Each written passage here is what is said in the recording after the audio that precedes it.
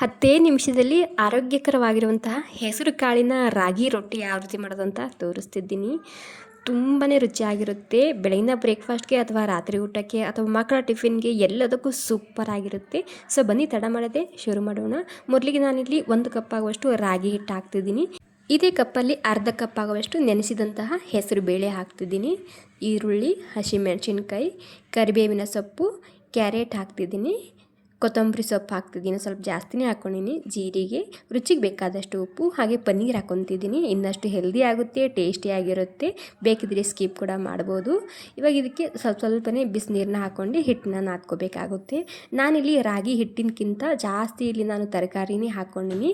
ತುಂಬಾ ಹೆಲ್ದಿ ಆಗಿರುತ್ತೆ. ನೀವು ತೂಕ ಕಮ್ಮಿ ಮಾಡುವಾಗ ಕೂಡ ಈ ರೆಸಿಪಿನ ನೀವು ಮಾಡ್ಕೊಂಡು ತಿನ್ಬೋದು. ಸೂಪರ್ ಆಗಿರುತ್ತೆ, ಅಷ್ಟೇ ಟೇಸ್ಟಿಯಾಗಿರುತ್ತೆ. ಓಕೆ, ಹಿಟ್ಟನ್ನು ನಾದ್ಕೊಂಡಾಗಿದೆ. ಇವಾಗ ಇಲ್ಲಿ ಕಾಟನ್ ಬಟ್ಟೆನ ತೊಗೊಂಡಿದ್ದೀನಿ. ನೀರಿನಲ್ಲಿ ತೊಯ್ಸ್ಕೊಂಡು ಈ ರೀತಿ ಕಾಟನ್ ಬಟ್ಟೆ ಮೇಲೆ ತಡ್ತಿದ್ದೀನಿ. ಬೇಕಿದ್ರೆ ಬಾಳೆ ಎಲೆ ಅಥವಾ ಬಟರ್ ಪೇಪರ್ ಮೇಲೆ ಕೂಡ ನೀವು ಇಲ್ಲಿ ತಡ್ಕೋಬೋದು.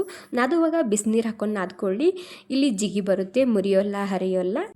ಇಲ್ಲಿ ತುಪ್ಪ ಅಥವಾ ಎಣ್ಣೆನ ಹಚ್ಚಿ ಎರಡೂ ಕಡೆಗೆ ಕ್ರಿಸ್ಪಿ ಆಗೋ ತನಕ ಬೇಯಿಸ್ಕೊಂಡ್ರೆ ಆರೋಗ್ಯಕರವಾಗಿರುವಂತಹ ಹೆಸರು ಕಾಳಿನ ತರಕಾರಿ ರಾಗಿ ರೊಟ್ಟಿ ರೆಡಿಯಾಗುತ್ತೆ. ನಿಮ್ಮಲ್ಲಿ ಯಾರಿಗಾದರೂ ಈ ತವ ಬೇಕಿದ್ರೆ ಲಿಂಕ್ ಅಂತ ಕಾಮೆಂಟ್ ಮಾಡ್ಬೋದು. ಯಾಕಂದರೆ ನಾನು 1-2 ವರ್ಷದಿಂದ ಈ ಒಂದೇ ತವನ ಬಳಸ್ತಿದ್ದೀನಿ. ತುಂಬಾ ಸರಿಯಾಗಿದೆ ಈ ತವ. ಓಕೆ, 2 ರೊಟ್ಟಿ ಮಾಡ್ಕೊಂಡು ನಾನು ಇವಾಗ ನೀವು ನೋಡ್ತಿರ್ಬೋದು ಎಷ್ಟು ಸರಿಯಾಗಿ ಕಾಣ್ತಿದೆ, ಎಷ್ಟು ಸರಿಯಾಗಿ ಬಂದಿದೆ ಅಂತೇಳಿ. ಟೇಸ್ಟ್ ಕೂಡ ಅಲ್ಟಿಮೇಟ್ ಆಗಿರುತ್ತೆ. ಮಿಸ್ ಮಾಡದೆ ಟ್ರೈ ಮಾಡಿ ನೋಡಿ.